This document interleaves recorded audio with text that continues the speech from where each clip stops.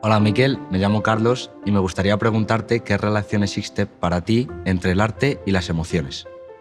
Toda. Entre el arte y la emoción yo creo que ahí está la clave de todo. Y en un libro encontré una cita de Henry James que me pareció que lo definía todo. Dice, en el arte el sentimiento es el significado. El sentimiento, aquello que sentimos delante de la obra, es el significado de la obra. Por ejemplo, el Panteón de Roma, ese edificio maravilloso. ¿Qué es el Panteón? Es ese sentimiento único que te invade cuando entras en su interior. Cruzas por las puertas y se te abre ese universo, esa cúpula única que tienes la sensación que del cielo baja a buscarte. Es eso el Panteón. Luego puedes intentar entender por qué tienes esa sensación cuando entras, por qué es tan especial, y descubrir que es por su proporción. La cúpula, esa cúpula maravillosa, tiene un diámetro. Ese diámetro, 40, 41 metros, es la misma altura que hay del suelo al óculo. Por tanto, en el interior del Panteón cabe una esfera perfecta.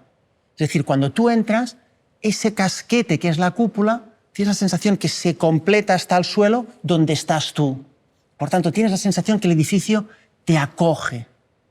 Es una sensación o un sentimiento muy distinto que el que te provoca, por ejemplo, en Roma, la Basílica de San Pedro. Cuando entras, allí también hay una cúpula de la misma dimensión, 40, 42 metros, pero está situada en el cielo, en lo alto. ¿Por qué? Porque es la cúpula de los cristianos, es el cielo de los cristianos, es la promesa de lo que vendrá después de la vida, está en lo alto y te despierta ese sentimiento hacia arriba, mientras que la cúpula del Panteón lo que quería transmitir era como todos los dioses acogían al emperador, que es el que entraba en su interior. Eso lo provoca la arquitectura en este caso, el arte.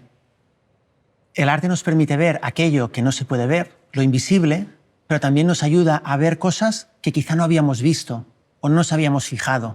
Hay una frase muy conocida de Oscar Wilde que dice: no había niebla en Londres hasta que Whistler comenzó a pintarla. Claro, Whistler es un pintor que le encantaba la niebla, que salía de noche con un barco a recorrer el Támesis.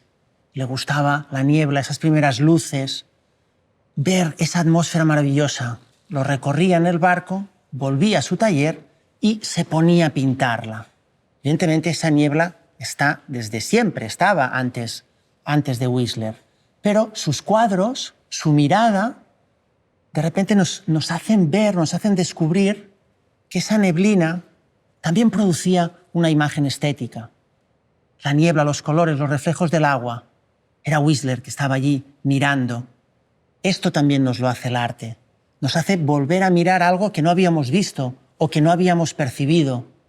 El arte también nos puede hacer ver algo de nosotros mismos o cuestionarnos algo de nuestra persona. Yo creo que algo similar le sucedió al poeta Rainer Maria Rilke, que en París vio una escultura, un torso arcaico de Apolo, un fragmento antiguo al que le faltaba la cabeza, los brazos, parte de las piernas. Pero él se quedó allí mirando, se sintió fuertemente interpelado por esa escultura y escribió un poema en el que habla de la maravilla, de las formas, de que el pecho centellea. Dice, no hay nada allí que no te esté mirando.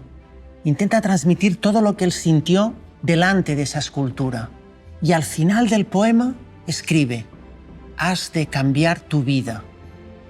Es decir, el poeta, ante el encuentro de un fragmento de una escultura antigua, se siente interpelado, interrogado por una forma de vivir, por una existencia que le parece que la suya no es suficiente, que hay algo más, o que la vida podría ser algo más. Pero el arte puede hacer eso, puede hacerte replantear tus propios valores, porque te ofrece otra visión, distinta a la tuya. Ese es el poder transformador de la pintura y de la escultura.